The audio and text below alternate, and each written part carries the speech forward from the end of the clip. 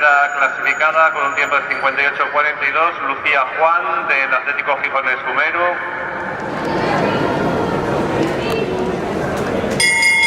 Subcampeona de Asturias con una marca de 58.17, Mónica Álvarez del Grupo Cultural Covadonga. Y campeona de Asturias con una marca de 56.23, Bárbara Camblor del Playas de Castellón.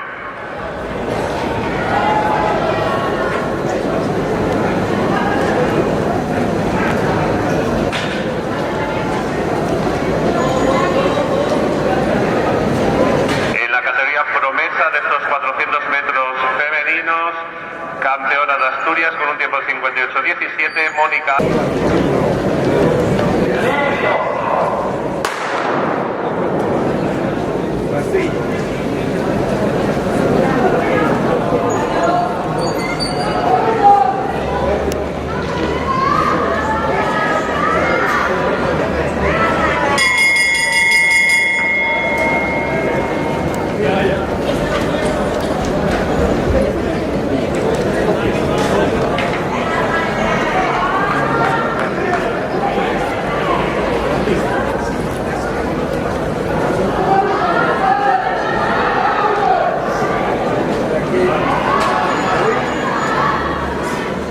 ¿Y qué te justifican?